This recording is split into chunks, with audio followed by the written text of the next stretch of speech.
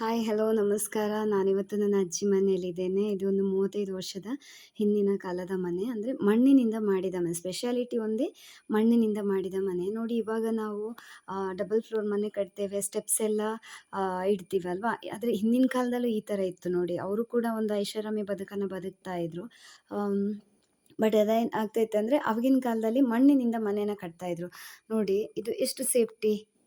ಮಕ್ಕಳೆಲ್ಲ ಆಡೋದಕ್ಕೆಲ್ಲ ತುಂಬ ಒಳ್ಳೆಯದು. ನಾವು ಇದನ್ನು ತುಂಬ ಎಂಜಾಯ್ ಮಾಡಿದೆ. ನಾವು ನಮ್ಮ ಕಸಿನ್ಸ್ ಎಲ್ಲ ಸೇರಿ ಇಲ್ಲೆಲ್ಲ ಆಡ್ತಾ ಇದ್ವಿ.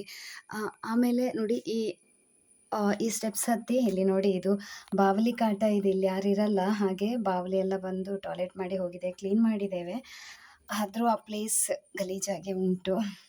ಇದು ಸ್ಟೆಪ್ಸ್. ಇಲ್ಲೊಂದು ಹೋಲ್ ಇತ್ತು. ಅಂದರೆ ಈಗ ನಾವು ಈ ಕಡೆಯಿಂದ ನಿಂತು ಆ ಕಡೆಗೆ ನೋಡ್ಬೋದು. ಈಗ ಎಟ್ ಪ್ರೆಸೆಂಟ್ ಈ ಥರದ ಒಂದು ವ್ಯವಸ್ಥೆನ ಮಾಡ್ಕೊಳ್ತಾ ಇದ್ದಾರೆ ಡಬಲ್ ಫ್ಲೋರ್ ಮನೆ ಇರುವವರು.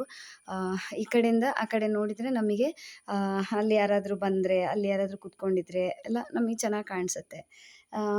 ಇದೆಲ್ಲ ನೋಡಿ, ಹಳೆ ಕಾಲದ ಪೆಟ್ಟಿಗೆಗಳು ಕೂಡ ಇದೆ ಇಲ್ಲಿ. ಒಂಥರ ಏನೋ ಇಲ್ಲಿ ಬಂದಾಗ ಖುಷಿ ಆಗೋದು. ಮಕ್ಕಳಿಗಂತೂ ಆಟ ಆಡೋದಂದರೆ ತುಂಬ ಇಷ್ಟ.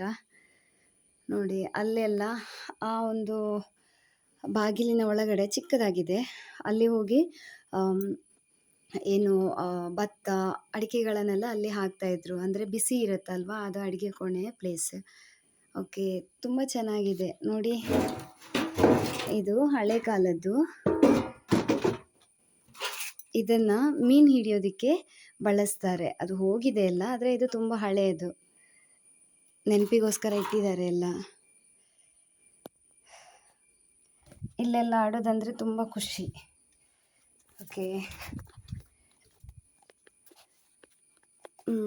ಓಕೆ, ಯಾರೆಲ್ಲ ಈ ಥರದ ಮನೆಗಳನ್ನು ನೋಡಿದ್ದೀರಾ ಕಮೆಂಟ್ ಮಾಡಿ ತಿಳಿಸಿ. ಧನ್ಯವಾದಗಳು ನನ್ನ ಈ ವಿಡಿಯೋವನ್ನು ವಾಚ್ ಮಾಡಿದ್ದಕ್ಕಾಗಿ.